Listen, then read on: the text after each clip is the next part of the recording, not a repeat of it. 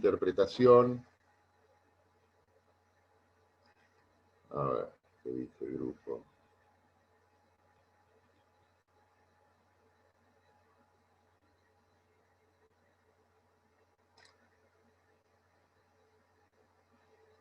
Ahí veo en el grupo que ustedes suben, que las clases se graban. A ver, enséñenme un poco. Las clases se graban, ¿y dónde van las clases?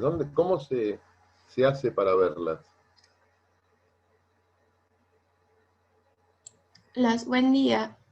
Bien. A las clases las graba el centro y las sube a su página de YouTube. ¿Y con el permiso de quién? No sé, eso ya, a mí no soy del centro ni nada, así que no le puedo decir. Porque invade mi derecho de propiedad. A mí nadie me preguntó si yo quería que me graben las clases, y nadie me preguntó si querían que mis clases se pongan en algún lugar donde cualquiera puede verlas y salir a decir cosas, y no me interesa, porque en definitiva mi derecho a enseñar, que está amparado en el artículo 14 de la Constitución, también implica mi derecho a la protección de la propiedad intelectual. Supónganse que yo digo que no comparto en términos constitucionales el proyecto de reforma judicial que elevó el gobierno y que tiene media sanción del Senado, y empiezo a decir por qué, por esto y por lo otro, y después eso queda en un lugar, y dentro de un año, 2 años, 10 años, salen a decir cosas. Hay que proteger la propiedad intelectual. No sé, voy a hablar con la gente del centro de estudiantes, porque me parece que debería haber un consentimiento propio. Igual que grabar las clases en el aula, que algunos lo toman como tan natural. Hay que pedir permiso para grabar una clase, hay que pedir permiso para publicar.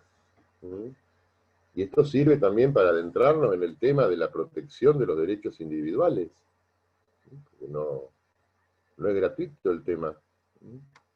Así que bueno, vamos a ver. No me molesta en lo personal, digo lo que tengo que decir, pero para que ustedes lo vean. Así que hay una página en YouTube, así que vamos a estar durante toda la eternidad en YouTube con estas clases que son tan aburridas, porque estos temas son tan aburridos que nadie los va a ver. Esa es la suerte que tenemos. Pero cuando empecemos a ver temas un poco más divertidos, con opinión, donde empecemos a dar nuestra opinión sobre algunos temas bastante controversiales, sobre el abuso de derechos que estamos viviendo y la falta de libertades públicas que tenemos. A ver, Cindy, levantó la mano. ¿Dónde está Cindy? Hola, profesor, buen día. Quería aclararle una cosa, igualmente, que es que los videos puedes acceder a ellos a YouTube a través de un link que se pone en el campus virtual, es decir, no es público a todo el mundo. Solamente se puede acceder a ese video si vos entras en el link en el que ponen en el campus. Digamos, los estudiantes solamente tenemos acceso. Bueno, no, en realidad no, porque se le podría pasar ese link a otra persona. Pero digo que no se puede entrar en YouTube. No creo que muchos estudiantes les interese esta clase, y no creo que nadie que no sea claro. vea. No creo que se lo pasemos a nuestros amigos, pero digo, quizás no se puede buscar en YouTube clase de historia constitucional y encontrar esos videos. Bien, Se accede a través de ahí. Bien, esa aclaración nada más. Bueno, no, está bien, es una buena aclaración. Bueno, estábamos viendo interpretación, vimos la definición, la importancia, repito, es un tema sumamente importante. Para mí es un tema sumamente importante, con esto que les estoy diciendo, es un tema de examen. Y de esos temas de examen que no se puede obviar su falta de conocimiento. Es el acto previo a la aplicación del derecho. No se aplica el derecho sin una interpretación. Permanentemente estamos interpretando. No solamente en el mundo judicial, sino en el mundo real. Y en el mundo judicial y académico, más aún, los jueces, como acto previo a la aplicación del derecho, realizan un proceso interpretativo, que es fundamental. Y entonces vimos ayer también los métodos, hay diversos métodos, nosotros vimos tres: el literal o gramatical, el historicista y el teleológico. Hay escuelas, como vimos ayer, que niegan la interpretación o la sobrevaloran, porque la escuela de la libre decisión legal entiende que el juez hasta se pone en creador del derecho, y la escuela de la jurisprudencia mecánica, que es la que niega la interpretación, no diferencia los procesos previos al acto que debe ser interpretado para aplicar una norma particular. Y ahora vamos a ver las reglas de interpretación. Para eso yo uso este libro, creo que se ve bien, La Constitución Interpretada. No lo busquen, no lo van a encontrar. No lo busquen, lamentablemente no hay ejemplares de esto. Así que les dije ayer, vamos a ver de qué manera podemos conseguir alguna copia y dárselas a ustedes.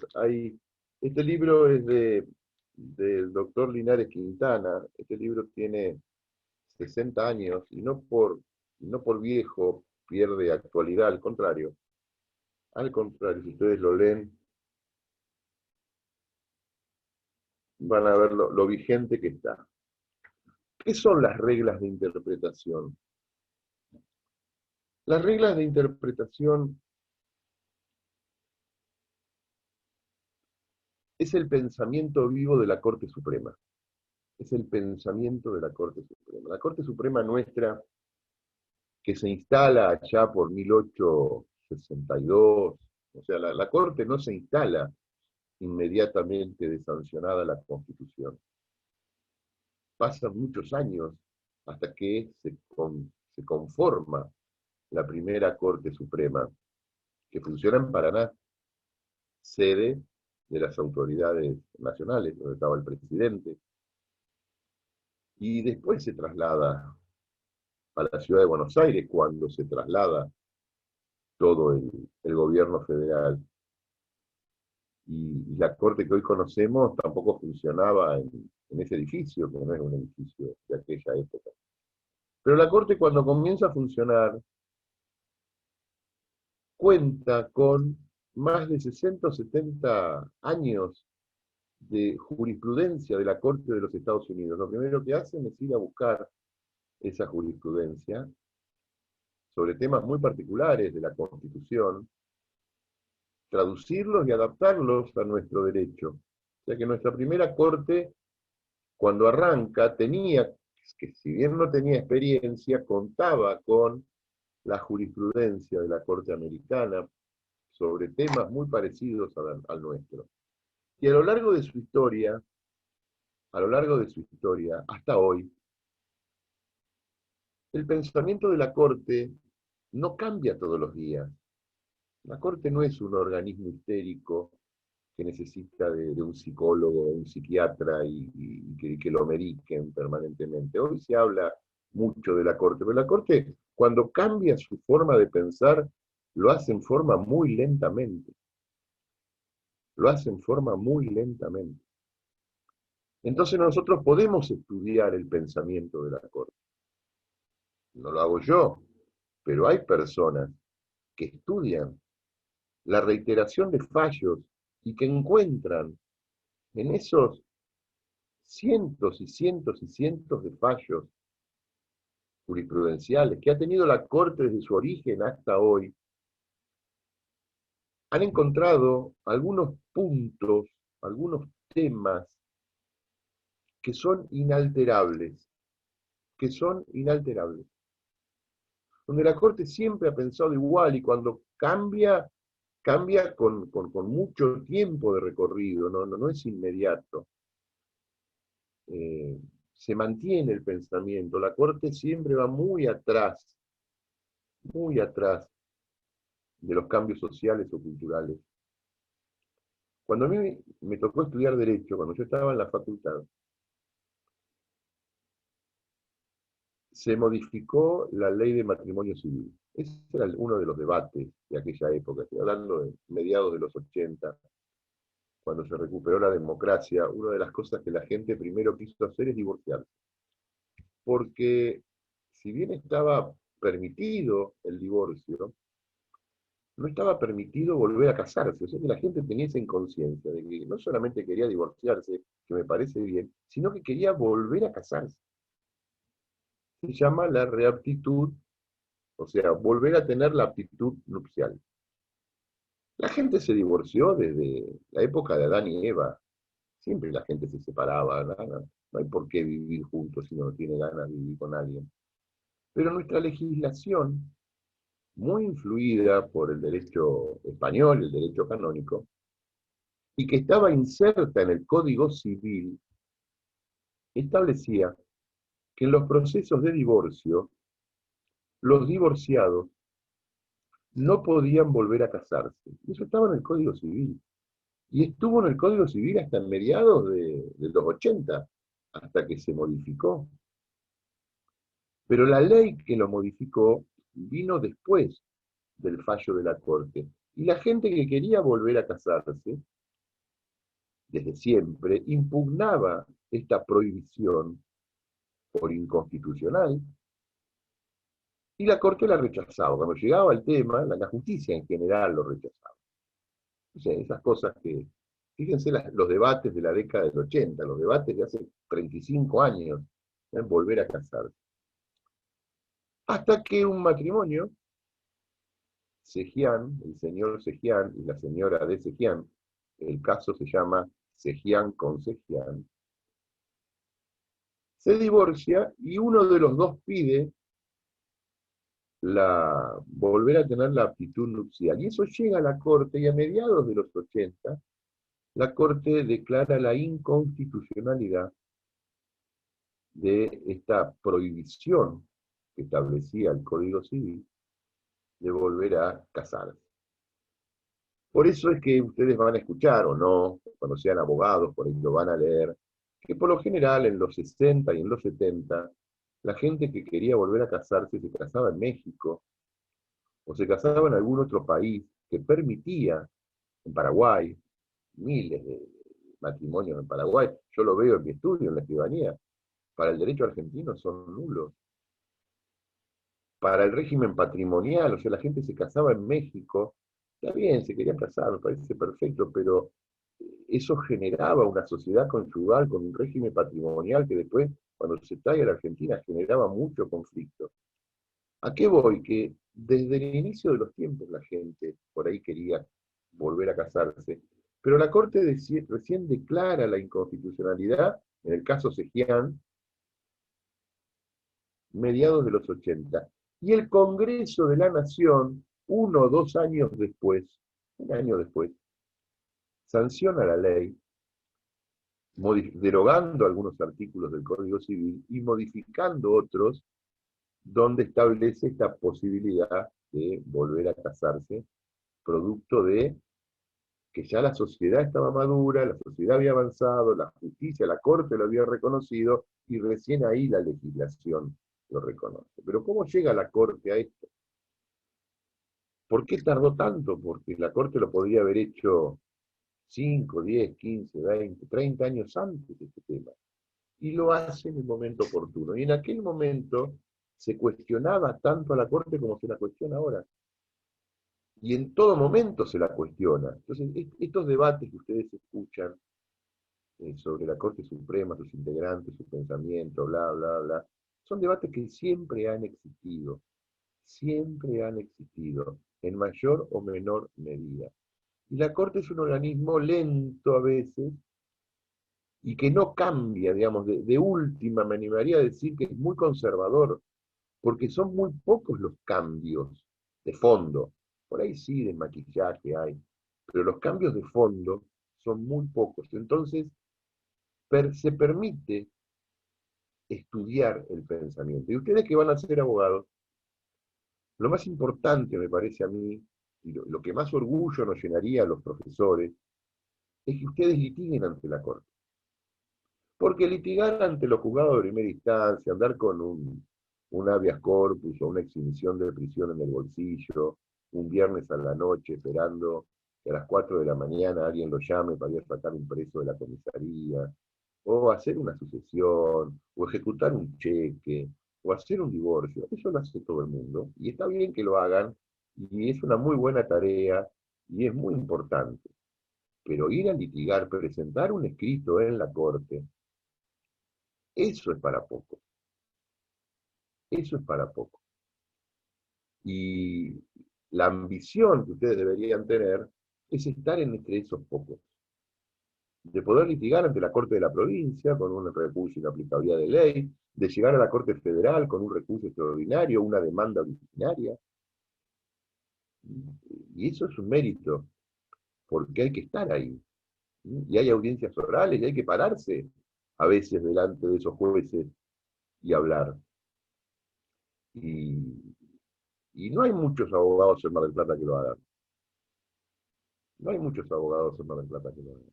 Entonces, es importante, no hay que tenerle, hay que tener respeto y no miedo, pero lo bueno es que la Corte, yo puedo ir a hablar, puedo presentar un escrito, puedo presentar una demanda originaria, puedo presentar un recurso, y yo ya sé cómo piensa la Corte, en líneas generales. El pensamiento de fondo lo conozco. Este profesor, Linares Quintana, hace ya muchos años, trabajo que después se continuó, sistematizó ese pensamiento en 7 reglas de interpretación. En 7 reglas, que son 7 temas en donde la Corte invariablemente, más allá de quién sea el actor, el demandado, más allá de cuál sea la cuestión de fondo, la Corte invariablemente viene repitiendo el mismo pensamiento. Vamos a empezar por uno simple. Una regla simple. ¿Dónde están? Reglas de interpretación.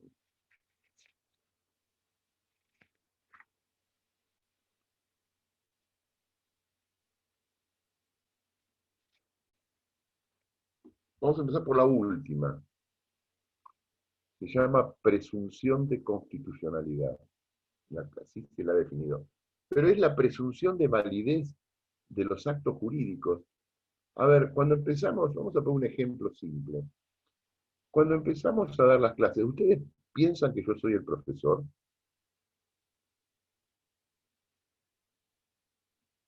A ver, ¿por qué? No les escucho. Si sacan el micrófono, a ver quién quiere hablar. Desconecten los micrófonos. A ver. Yo, ¿Qué decís? porque al entrar a la clase veo que es la persona más grande y mi deducción es Porque que soy usted la puede más llegar a persona, ser el profesor. porque soy el más viejo.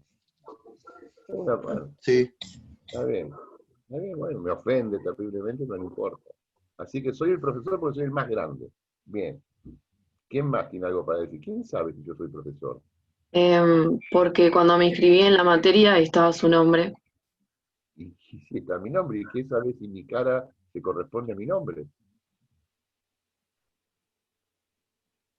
¿Alguno me pidió el documento, Manuel?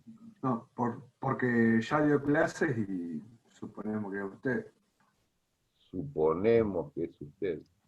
Suponemos que es usted. Fíjense que son todas presunciones. Yo no les mostré el documento. Puedo ser mi hermano mellizo. Puedo ser un impostor que no tiene nada que hacer a las 8 de la mañana, más que hablar por una computadora sin saber quién está del otro lado. Ustedes presumen que yo soy el profesor. Y yo presumo que ustedes son los alumnos. El día del examen se van a tener que identificar, porque perfectamente pueden ser el amigo, el hermano del alumno.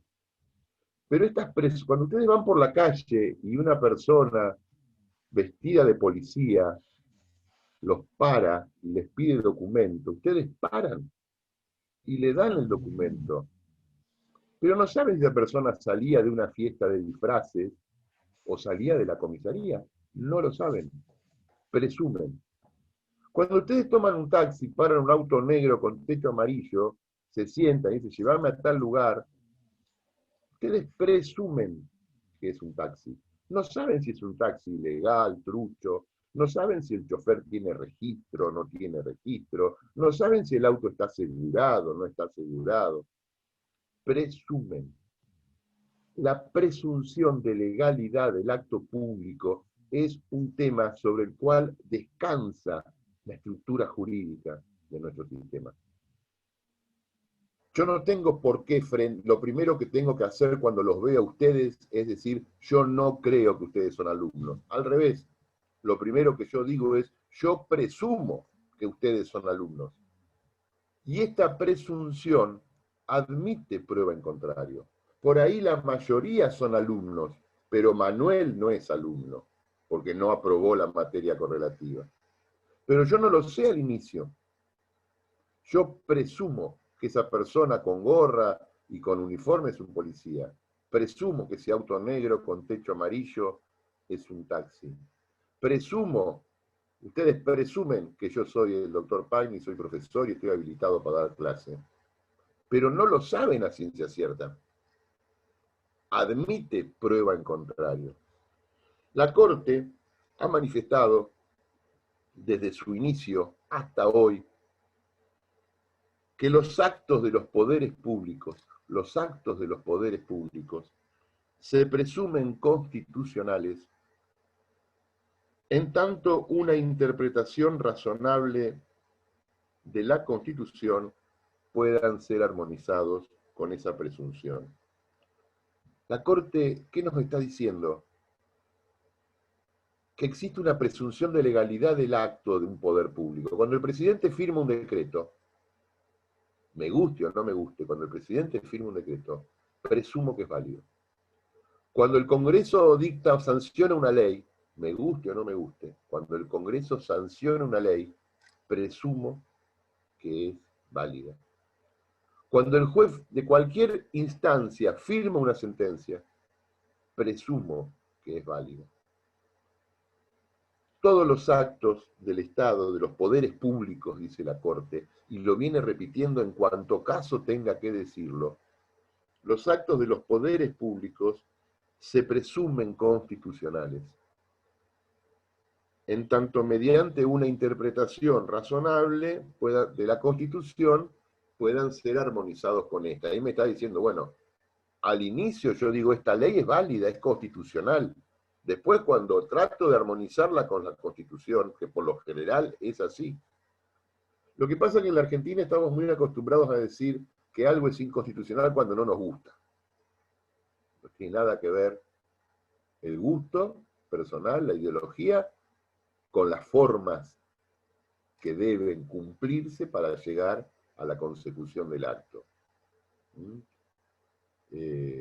Puede ser que el contenido no nos guste, pero que no nos guste el contenido no quiere decir que el acto sea inconstitucional. Entonces, una regla de interpretación en donde yo ya sé cómo piensa la Corte, si yo tengo que llegar a la Corte porque voy a impugnar un decreto del presidente, lo que yo ya tengo que saber es que la Corte lo primero que va a decir es que ese decreto del presidente que yo intento impugnar, que ese decreto la Corte lo presume constitucional.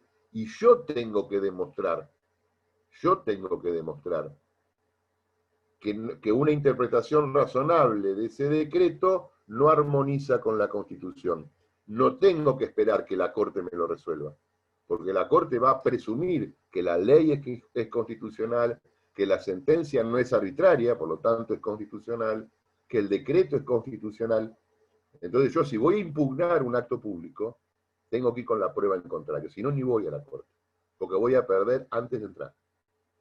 Porque la Corte viene pensando esto. Entonces las reglas de interpretación me sirven para conocer de antemano el pensamiento de la Corte en materia constitucional. Vamos a ver otra. La Corte ha venido diciendo, se llama privilegios y excepciones. La Corte ha venido diciendo que las excepciones y los privilegios deben interpretarse con criterio restrictivo. Esto es una regla de interpretación. Las excepciones y los privilegios se interpretan con criterio restrictivo. En nuestro derecho federal, provincial, local o municipal, tenemos una catarata de excepciones y muchísimos privilegios. Privilegios los encontramos en la Constitución, que son los privilegios que tienen los legisladores por el ejercicio de la función legislativa, los fueros personales, que solamente lo tienen los legisladores, ese fuero de inmunidad de arresto, de inmunidad de opinión.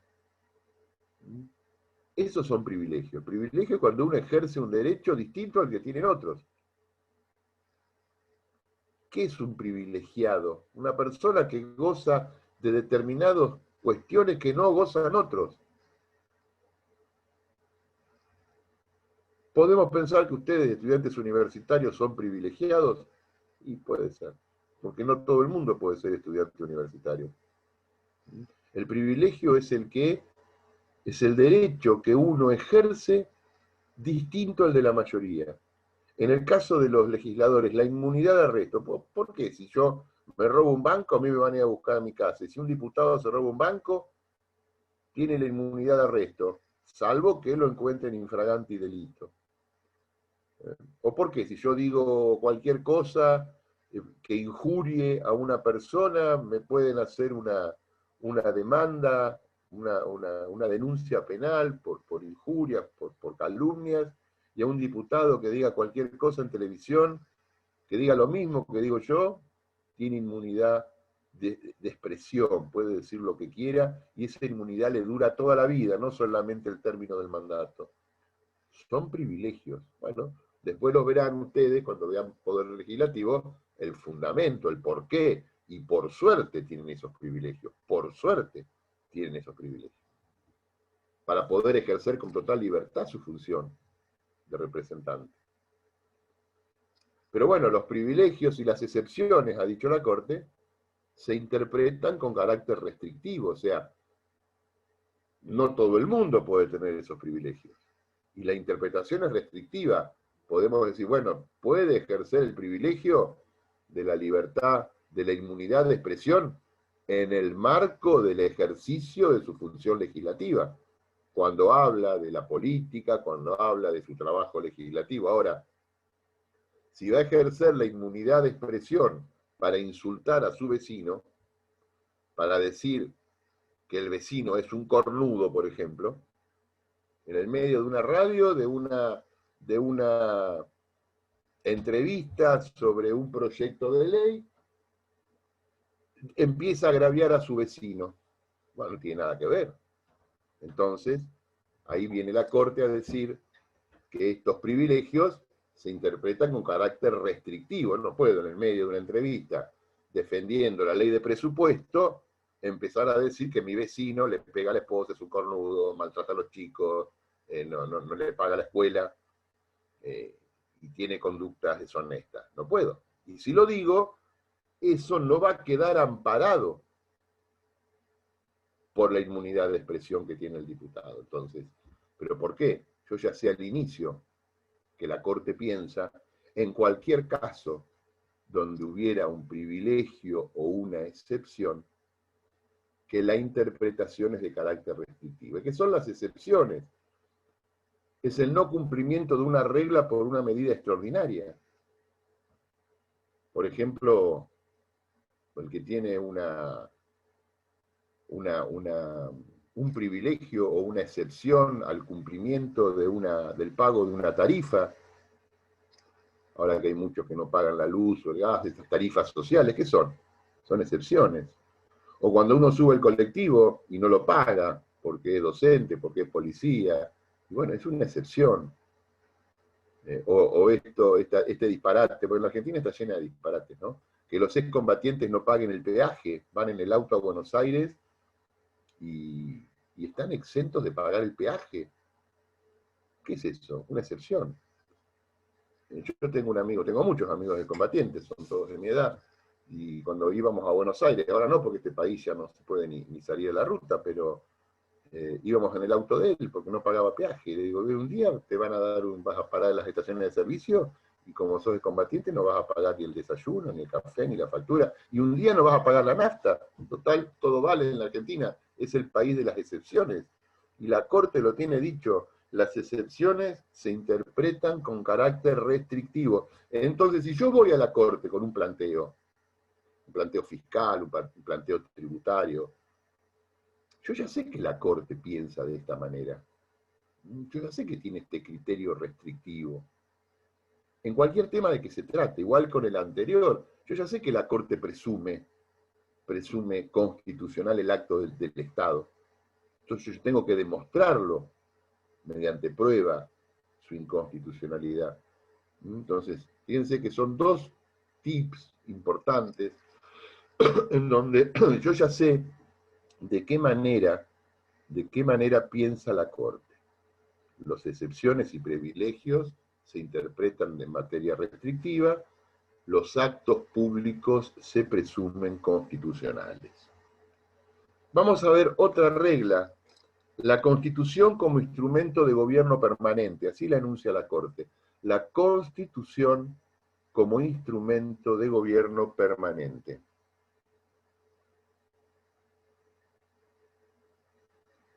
¿Qué dice la Corte? ¿Cómo fundamenta esto? Vamos a leer una partecita de un fallo, donde la Corte dice esto, es un fallo viejo.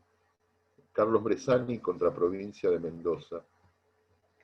Dice, la Constitución en cuanto instrumento de gobierno permanente cuya flexibilidad y generalidad le permite adaptarse a todos los tiempos y circunstancias, ha de ser interpretada teniendo en cuenta no solamente las condiciones, circunstancias y necesidades existentes al momento de su sanción, sino también las condiciones, circunstancias y necesidades sociales, económicas y políticas que existen al momento de su aplicación e interpretación, de manera que sea siempre posible el cabal cumplimiento de los grandes fines que informan a la Constitución.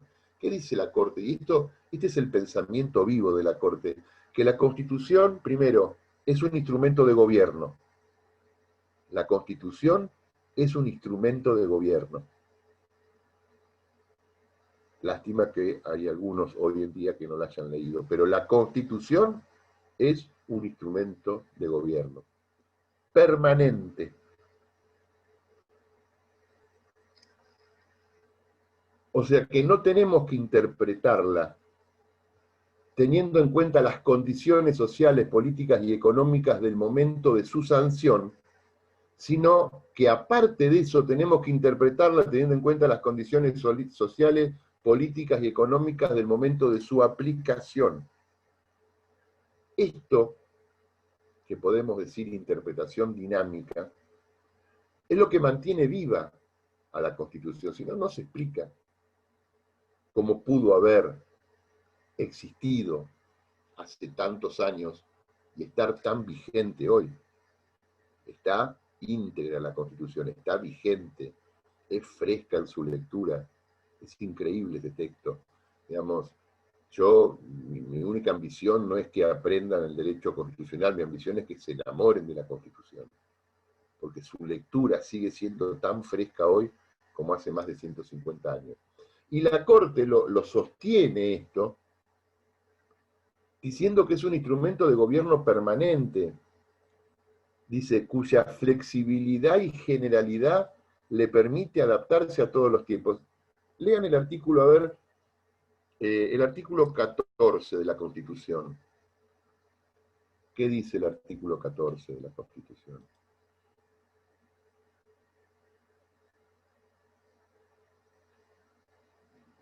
¿Quién lo puede leer? ¿Quiere que lo lea? Dale. Dale, Carolina, dale.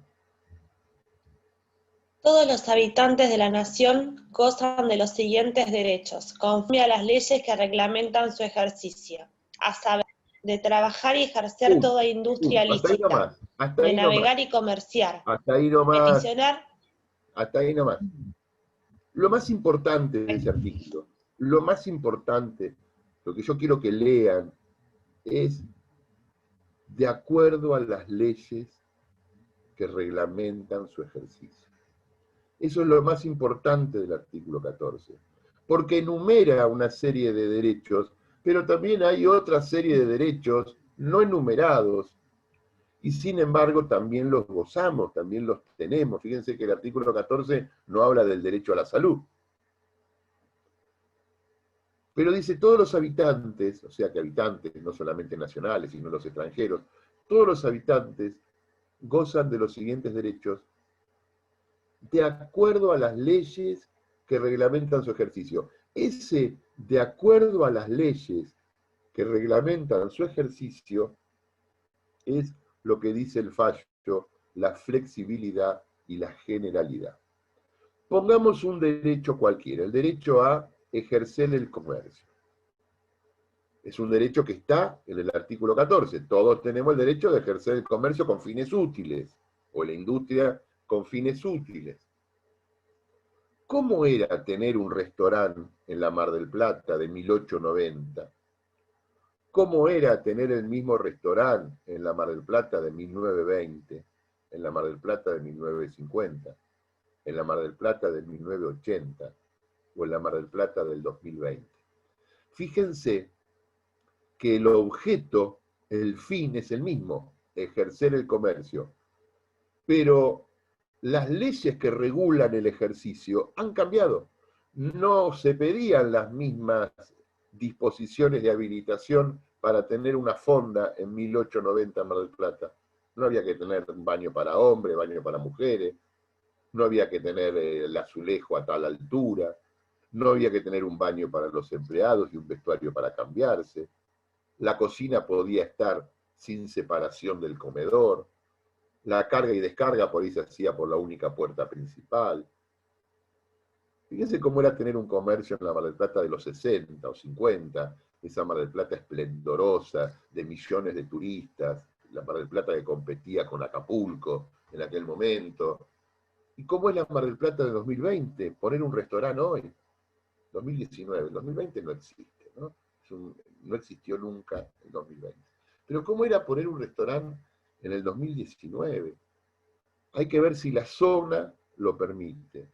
Hay que ver la superficie, cuántos metros tiene, y según cuántos metros tiene, cuántos metros van para que la gente coma, cuántos metros son de servicio, cuántos metros son de cocina. ¿Cuántos baños tiene que tener? ¿Qué altura tienen que tener los techos? ¿Cómo tiene que estar la madera? Con pintura ignífuga, pintada. Salida de emergencia. Separación de tantos centímetros entre mesa y mesa. Entrada de servicio para la mercadería y para sacar la basura. Horario de cierre. ¿Cuántas restricciones tiene el comercio? Cientos de restricciones. ¿Y a qué voy yo? Que el derecho constitucional en cuestión, desde 1853 hasta el 2020, es el mismo derecho, ejercer el comercio con fines útiles. Pero la reglamentación alrededor del derecho ha cambiado innumerables cantidades de veces, porque ejercemos ese derecho de acuerdo a las leyes que reglamentan su ejercicio. Por lo tanto, ¿voy a modificar la Constitución para cambiar el derecho? No. ¿Qué voy a hacer? Voy a modificar las leyes para ir poniéndole más condiciones, garantías, seguridades, limitaciones, restricciones, ampliaciones. Pero el derecho constitucional es el mismo. Y esta es una, cuando hablamos de flexibilidad y generalidad, es una de las grandes secretos de nuestra Constitución. Es genérica, lo vimos en la clasificación, o si no, les digo, una clasificación de constituciones genérica, la nuestra es genérica. Y deja en el legislador ordinario, deja en el Congreso la adaptación del derecho. Entonces, hay derechos como ejercer el comercio, lo vamos a ver en la próxima clase, o navegar, los ríos navegables, o trabajar con todas las restricciones, o enseñar, que admiten reglamentación. Por eso la Constitución, dice la Corte, es un instrumento de gobierno permanente cuya generalidad y flexibilidad le permiten adaptarse a todos los tiempos y nuevas circunstancias. Y yo tengo que saber que la Corte piensa así. Y los derechos se mantienen intransformables, y lo que va cambiando alrededor de ellos son las reglamentaciones. Entonces, esta pauta de interpretación me sirve para pensar y para saber que la Corte entiende que la Constitución es un instrumento de gobierno permanente, y la interpretación que tengo que hacer de esa Constitución no es solamente la del momento de su sanción, sino que tengo que interpretarla al momento de su aplicación, con las circunstancias políticas, sociales y económicas del momento de su aplicación. Vamos a ver otra. El fin supremo. La Corte la ha definido como el fin supremo de la Constitución.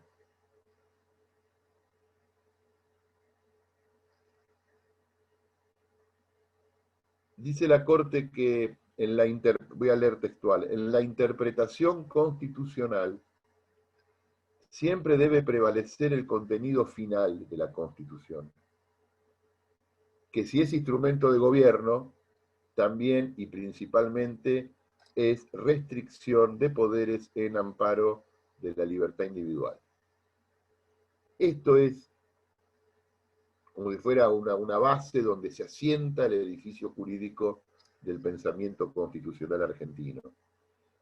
El fin supremo de la Constitución, y dice la Corte, que si es instrumento de gobierno, si sirve para ejercer los poderes públicos, también es principalmente restricción de poderes en amparo de la libertad individual.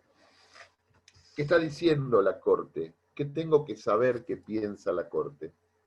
Que si hay un derecho de un poder público, por un lado, y hay una restricción de una libertad individual por el otro, la Corte siempre va a fallar a favor de garantizar el ejercicio de la libertad individual, por más que esa libertad individual choque con el ejercicio de un poder público. Y eso es esencial. Eso es esencial. Repito, vamos a repetirla porque me parece muy buena. En la interpretación constitucional siempre debe prevalecer el contenido finalista de la Constitución, la télesis final. ¿Para qué existe la Constitución?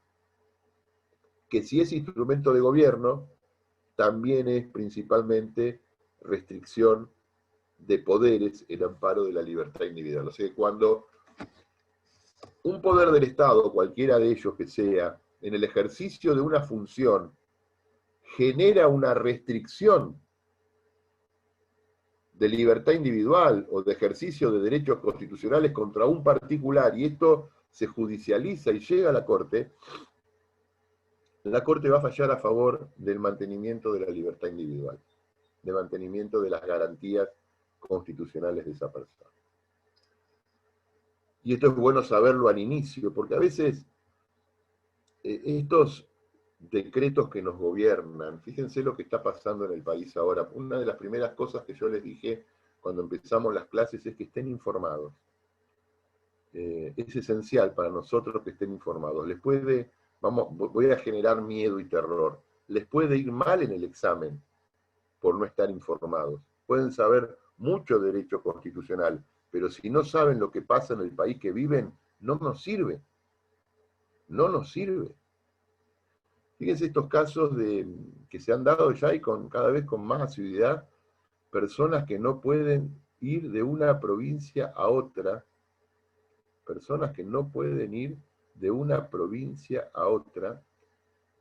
en el caso de esta chica que falleció, creo que en Córdoba, que el padre no pudo ingresar a la provincia para despedirse de ella.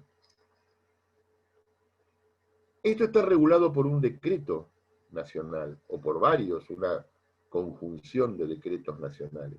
Este tema de la restricción brutal de derechos que tenemos. Y por otro lado existen los derechos. Yo tengo el derecho, yo no tengo tiempo ni ganas de hacerlo, me parece innecesario, pero no puedo ver a varios de mis nietos hace 6 meses que no viven en Mar del Plata. ¿Podría yo presentar un amparo? Pero bueno, el tema de la visita social. Pero el tema frente a la muerte, una persona que una provincia no lo deja ingresar, por más que tenía permiso, no lo deja ingresar para ir a un hospital y ver a su hijo. Eso es atroz, es parecido a la tortura. Entonces, supongamos que se está judicializando a nivel provincial este tema. ¿Y cómo va a fallar la justicia de ese tribunal? No tengo duda a favor del Señor, no tengo duda. Si cambiara esto, es porque ya estamos cambiando el modelo de país en el cual estamos viviendo, que por ahora entiendo que no está ocurriendo, pero puede ocurrir, puede pasar. Entonces, cuando está en juego el ejercicio de un derecho de la libertad individual y se contrapone con una disposición de un poder público, la Corte ya me dice, repito, la Constitución es un instrumento de gobierno, pero también y fundamentalmente como instrumento de gobierno es restricción de poderes en beneficio de la libertad individual. La Corte no acepta que este instrumento de gobierno que es la Constitución ampare a los poderes públicos a emitir disposiciones que restrinjan el ejercicio de la libertad individual. Volvamos cuando hablamos de clasificación de constituciones. La nuestra es una constitución liberal. No es neutra, es ideológica, es liberal, porque es garantía de libertad individual, porque este movimiento del constitucionalismo social se nace enfrentando a las monarquías absolutas. La república nace enfrentando las monarquías absolutas. Y una de las consecuencias del sistema republicano no solamente es el constitucionalismo, sino el constitucionalismo liberal que garantiza las libertades individuales. Y la Corte piensa así. Las anteriores y esta también. Y las que vendrán probablemente piensen igual. Bueno, siendo 9:10, hora de mi cafecito y de mis llamados por teléfono al estudio a ver si está todo en orden. Y en 5 o 6 minutos continuamos.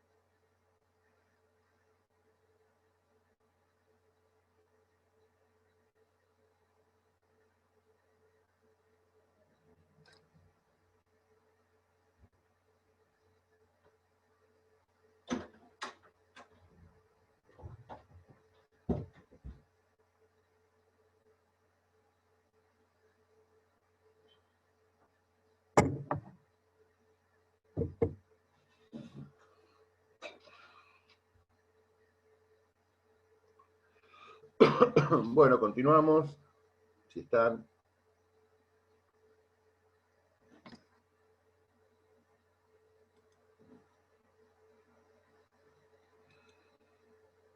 Bien.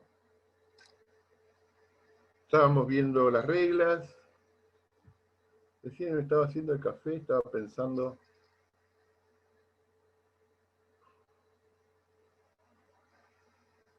que este libro, que si alguno vive o alguno me quiere contactar por privado y se compromete a que yo se lo preste un ratito y que me lo devuelva, porque hay una fea costumbre que es no devolver los libros. Es horrible, es una de las peores costumbres que existen, no devolver los libros. Alfredo Palacios, ese gran diputado socialista por la capital federal de principios del siglo XX, tenía una frase que decía, textual: es de boludo prestar libros. Él decía otra palabra. Pero más boludo es devolverlo. Y él no devolvía ningún libro, y al morir tenía la biblioteca jurídica más importante de la ciudad de Buenos Aires. Que después, todos esos libros de él, que no devolvía, que los pedía prestados a las bibliotecas, a las facultades, a los amigos, y los ponía en su biblioteca, y bueno, después al fallecer él, esa biblioteca por suerte volvió, y gran parte de esa biblioteca está en la Biblioteca del Congreso, que es una de las bibliotecas jurídicas más importantes de Latinoamérica, la Biblioteca del Congreso de la Nación. Entonces, yo asumí de Palacio solamente eso. Tenía otra virtud, era hincha de Boca. Y también la asumí. Entonces, yo no presto libros porque he perdido muchos libros. Y también he tenido la mala costumbre de no devolverlos. Tengo muchos libros que sé de quién son, los tengo agendados, pero están a disposición, nunca me los han venido a reclamar. Pero como yo tengo esa mala costumbre a veces de no devolver los libros, me molesta prestarlos y que no me lo devuelvan. Entonces, si alguno quiere contactarse con privado y venir a buscar este libro, me llaman, le digo cuáles son las partes que deberían fotocopiar y pasárselas entre ustedes, porque la verdad que si me piden que yo las escanee, todas esas cosas, no lo voy a hacer, porque no lo sé hacer ni me interesa aprender a hacerlo. Pero sí estoy dispuesto a prestárselos un ratito para sacar la copia. Este libro yo lo compré hace más de 40 años, y si bien tiene fallos viejos que ya no se usan, la primera parte de este libro, que son las reglas y algunos temas de supremacía, siguen vigentes, así que está a disposición para el que lo quiera tener. O sea, lo que sí no me avisan y yo lo pongo a disposición.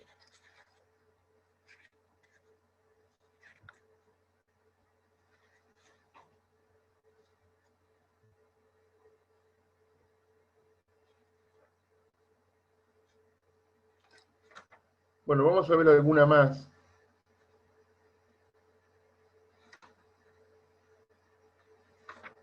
Alguna regla más. También van a encontrar las escuelas de interpretación en este libro. Acá está, lo compré en el 88. Yo antes tenía la costumbre de firmar el libro y poner la fecha de adquisición o sustracción. Este fue comprado en 1988.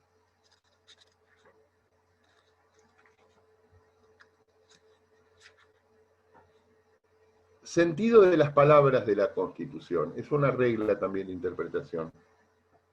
La Corte tiene dicho, en innumerable cantidad de fallos, que las palabras que emplea la Constitución deben entenderse en su sentido general y común, a menos que resulte claramente de su texto que el constituyente quiso referirse a un sentido legal técnico. Y en ningún caso ha de suponerse que un término constitucional es superfluo. Esto es importantísimo. En ningún caso ha de suponerse que un término constitucional es superfluo o está de más. sino que su utilización obedeció a un designio preconcebido de los autores de la Constitución. Esto es fundamental. La Corte piensa esto. La Corte piensa que ningún término está de más, que ningún verbo está mal usado, que ningún punto o coma o tiempo verbal es un error.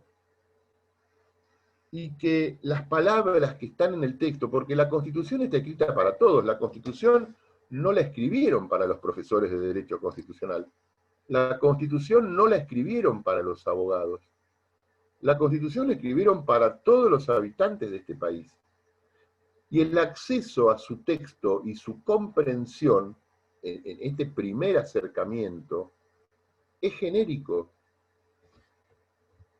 Repito, las palabras que emplea la Constitución deben entenderse en su sentido general y común, a menos que resulte claramente de su texto que el constituyente quiso referirse a un sentido técnico. A veces aparecen palabras de contenido estrictamente jurídico, pero como veíamos ayer, cuando hablábamos de esa ley, la ley especial, el Congreso lo hará por ley especial. Un sentido común. Algunos podrían pensar, pero ya pensar que especial significaba mayoría absoluta, es darle un sentido técnico. Y el constituyente nos dice, o la interpretación de la Corte nos dice que el constituyente no está pensando en eso. Y que ninguna palabra está de más. O sea, alguno podría pensar, bueno, especial está de más. No, hago de cuenta como que no existe. Tenemos algunos artículos que generan problemas interpretativos, que su redacción genera problemas interpretativos, que su puntuación, que sus tiempos verbales. Fíjense el artículo 23. Vamos a leer, saquen las constituciones, repito, que es lo único que tienen que tener ustedes ahí. Pueden tener el mate si quieren, pero vamos a leer el artículo 23. Yo lo voy a leer. El artículo 23 es un artículo interesante porque es un artículo que un poco nos refleja el momento que vivimos, aunque no se animaron a ponerlo en práctica, pero me parece que hubiera sido la mejor solución, que es el artículo del estado de sitio. Y el artículo 23 dice: en caso de conmoción interior o ataque exterior que pongan en peligro el ejercicio de esta Constitución y de las autoridades creadas por ella, se declarará en estado de sitio de la provincia o territorio en donde exista la perturbación del orden, punto. Ahí no hay problema. Segundo párrafo. Pero durante esta suspensión no podrá el presidente de la República condenar por sí ni aplicar penas, punto. Esto tampoco genera mucho problema. Vamos al tercer párrafo, que es el párrafo problemático en la cuestión interpretativa. Su poder, está hablando del poder del presidente, su poder se limitará en tal caso respecto de las personas, y ahí hay una coma, a arrestarlas, y después viene la o trasladarlas de un punto a otro de la nación, coma, si ellas no prefiriesen salir fuera del territorio argentino. ¿Y cuál es el problema interpretativo? Cuando se refiere que el poder del presidente durante el estado de sitio con respecto a las personas se limita a arrestarlas o trasladarlas de un punto a otro, coma, si ellas no prefiriesen salir fuera del territorio. Cuando dice si ellas, se refiere a los arrestados, a los trasladados o a los arrestados y trasladados. Porque hay un problema que llegó a la Corte, el caso Alvear, donde se le prohíbe al expresidente Alvear, detenido después del golpe del 30, en estado de sitio, a ejercer la opción de salir del país, porque él pidió permiso para irse a Europa, y se lo prohíben en función de que él estaba arrestado. Entonces, la redacción no es feliz, Las interpretaciones a veces son caprichosas y con sentido ideológico, pero tenemos que coincidir que no es clara esa coma antes de arrestarla, cuando dice arrestarlas o trasladarlas, como que fueran dos acciones distintas. ¿A quién se traslada? ¿Al arrestado? ¿O puede haber un traslado a un no arrestado? ¿Y quién ejerce la opción de salir del país? ¿El arrestado o el trasladado? Problemas de interpretación. ¿Alguien quería decir algo? ¿Nadie quería decir nada? Yo iba a decir una cosa, pero no, tenía una duda de si ellas no prefiriesen salir afuera del territorio argentino, pero bueno, lo acabo de decir usted. ¿Quiénes son ellas? ¿Los arrestados o los trasladados? No sé. O trasladar es una consecuencia de ser arrestado, o alguien puede ser trasladado sin ser arrestado. Es una redacción que genera un conflicto interpretativo, a punto tal que un expresidente como Marcelo T. de Alvear, presidente entre 1922 y 1928, en septiembre de 1930, después del golpe de Estado, lo arrestan. Y él ejerce la opción, y bueno, en definitiva después la historia cuenta que el gobierno de facto de ese momento no lo dejó salir del país, porque Alvear era una persona con vinculación en ciertos círculos de poder de países europeos, y lo que no querían es que un argentino tan notorio en ese momento como el expresidente Alvear fuera a Europa a contar lo que estaba pasando. 1930, no había televisión, no había teléfono, no había radio, no había WhatsApp, no había Instagram. Entonces, el tipo se tomaba un barco, estaba 60 días arriba de un barco, llegaba a Francia y contaba el golpe de Estado en Argentina y toda la cuestión que estaba ocurriendo, la violación de las garantías individuales, la violación de la Constitución, los centenares de presos, etcétera, etcétera. Entonces, muchos presuponen que en ese momento no se lo dejó ejercer la opción de salir del país para que no, él y otros tantos que se hubieran ido, para que no comenten la situación de no ejercicio, no vigencia de la Constitución en la Argentina, que en la década del 30 del siglo XIX era un país de avanzada. No hoy, en ese momento era un país de avanzada. Entonces las palabras, sentido de las palabras. Es importante saber que la Corte piensa que todas las palabras son importantes en la Constitución, que no hay ninguna de más, que no hay nada superfluo, que todo tiene un designio preconcebido por los constituyentes. Yo, sabiendo esto, no voy a ir con un escrito a la Corte diciendo que un artículo está mal redactado, porque me voy a rebotar. No voy a decir que hay un problema de sintaxis o de tiempos verbales, porque tengo que ir con mucho fundamento, porque la Corte de antemano me está diciendo en innumerable cantidad de fallos que no hay nada superfluo en la Constitución.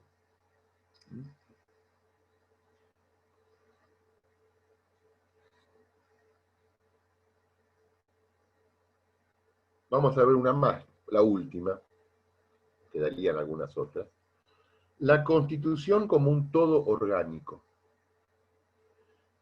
La Constitución, dice la Corte, debe interpretarse como un conjunto armónico y orgánico, en el cual el significado de cada parte debe determinarse en armonía con el de las partes restantes.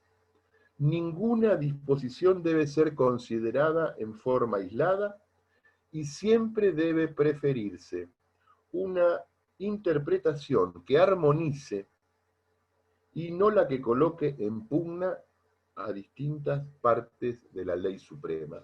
Esta se llama la interpretación armónica. Entonces yo de antemano sé que la Corte no va a aceptar que hay contradicciones en el texto de la Constitución, que una parte se opone a otra, salvo yo vaya con un fundamento. Yo ya sé que la Corte piensa que la Constitución es un todo armónico y orgánico, y ninguna parte está en contradicción con otra, y que la Corte va a preferir una interpretación que armonice y no una interpretación que destruya. Estas son algunas de las reglas de interpretación, que hay que tenerlas presentes. La Constitución como fin supremo, la interpretación armónica, la presunción de legalidad de los actos públicos, la interpretación restrictiva de los privilegios y las excepciones, etcétera, etcétera. Esta sistematización del pensamiento. Entonces yo cuando voy a la Corte, de antemano sé estas cuestiones. Yo no sé qué va a resolver la Corte en mi caso particular, pero sé que en términos generales yo no voy si yo voy sin respetar estas pautas, se me va a hacer muy difícil y probablemente se me haga imposible.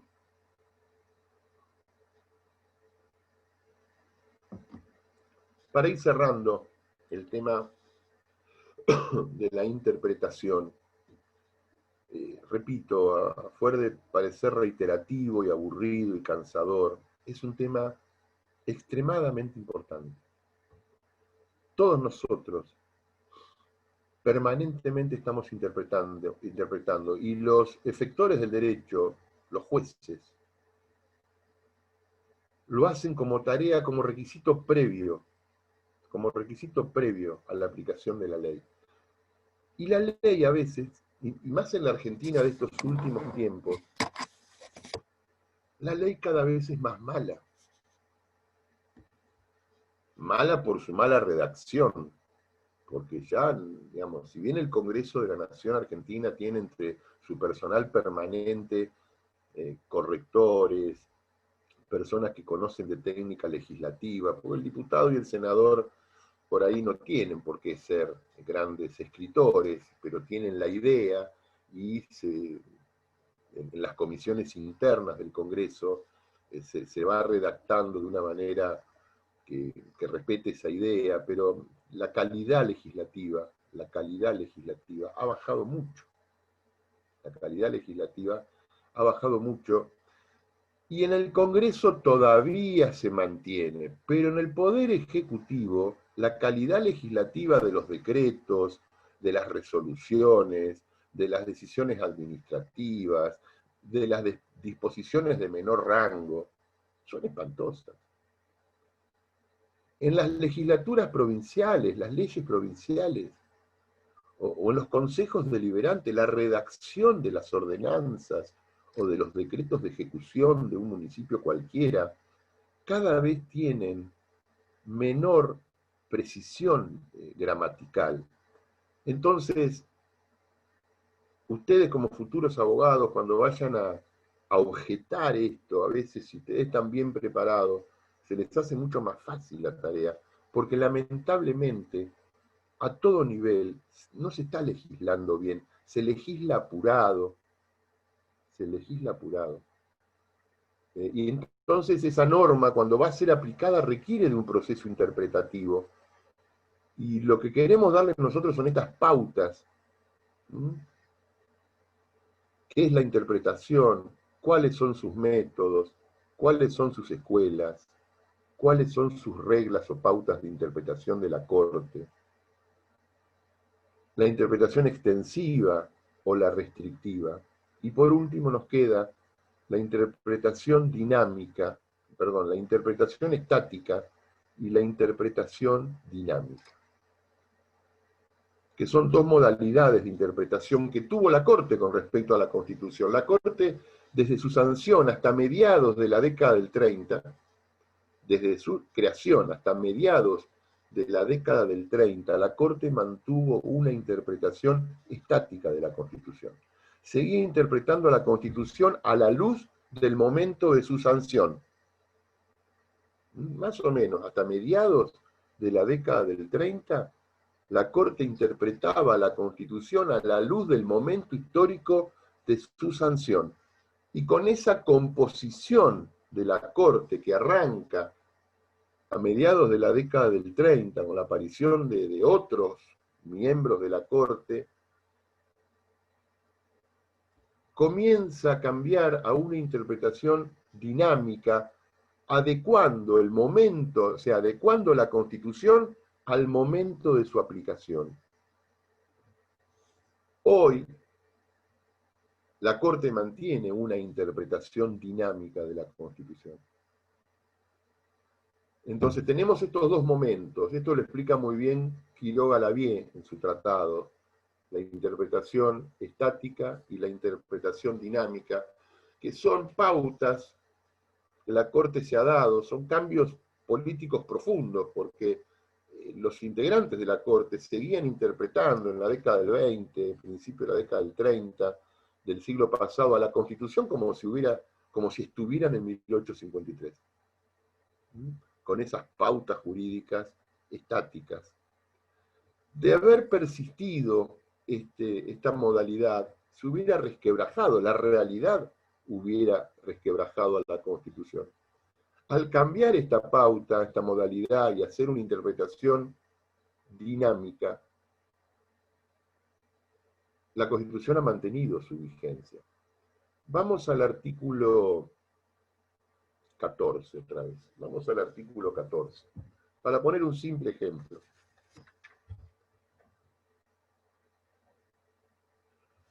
Todos los habitantes de la nación gozan de los siguientes derechos conforme a las leyes que reglamentan su ejercicio, a saber, de trabajar, ejercer industria lícita, navegar, comerciar, peticionar, bla, bla, bla, de publicar sus ideas por la prensa sin censura previa. Publicar sus ideas por la prensa sin censura previa. Vamos a hacer un pequeño ejercicio interpretativo. Yo digo, bueno, el valor de las palabras, interpretación estática, interpretación dinámica. Si yo me quedara con una interpretación estática, publicar, tal cual se pensaba o se comprendía lo que significaba publicar en 1853, era publicar en un diario mis ideas por la prensa. Porque era el mecanismo, único mecanismo de acceso a la información. Publicar y prensa significaba diario. Si yo mantuviera hoy, en el año 2020, que solamente voy a estar exento de la censura previa cuando publico mis ideas por la prensa, podría pensar que hoy solamente no habría censura previa cuando yo publico una nota periodística en un diario, pero que podría ser censurado si lo digo en otro medio de prensa que no fuera un diario. La interpretación dinámica me genera que publicar ya no sea la cuestión de papel, que hablar en una radio es publicar ideas por la prensa, que una obra de teatro, una película de cine, una clase virtual, y que prensa no es solamente la prensa escrita, es la FM, es la AM, es un concepto más amplio. Y ahí ven ustedes la diferencia, porque lo que estamos viendo es la prohibición de la censura previa. Censura posterior puede haber siempre, nunca estuvo prohibida la censura posterior.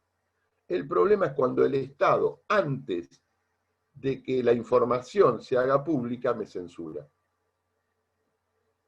Y la Constitución solamente acotaba eso a la publicación de las ideas por la prensa. Pero hoy sé que publicar es mucho más que hace 100 años.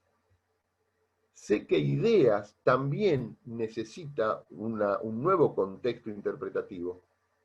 Y sé que prensa es una cosa más amplia que un diario de papel.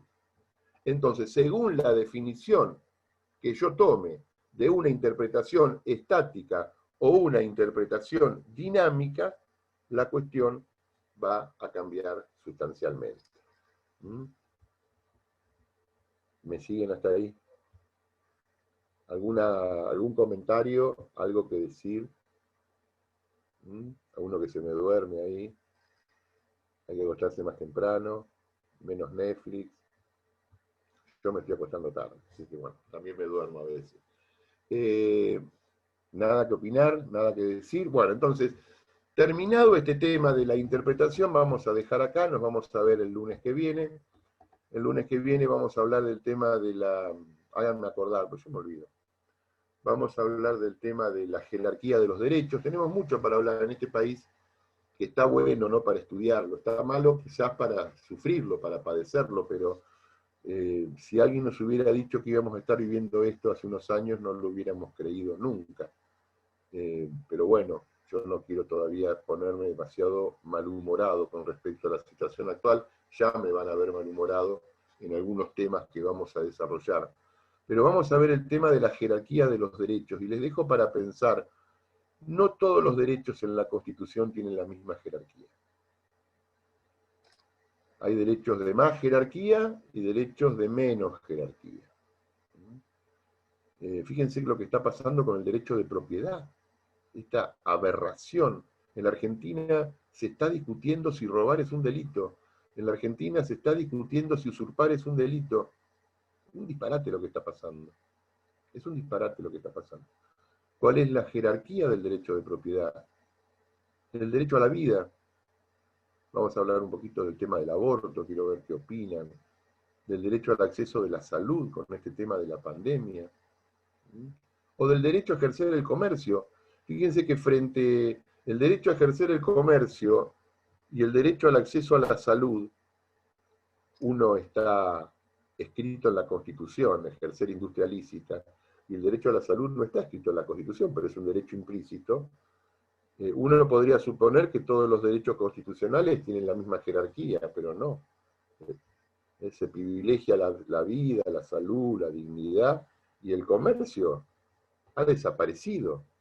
Ese derecho constitucional no tiene ya casi jerarquía porque ha sucumbido frente a privilegiar el ejercicio de otros derechos de mayor jerarquía. Entonces vemos que hay jerarquías entre los derechos constitucionales, que no todos tienen la misma. El derecho a transitar, a entrar, salir, permanecer, transitar por el territorio argentino ha perdido toda jerarquía en función de la reglamentación de otros derechos también constitucionales, que esta situación, este momento, les ha dado una mayor jerarquía. Hay derechos que admiten mucha reglamentación y hay derechos que admiten poca o ninguna. Por ejemplo, el derecho a la vida no admite reglamentación.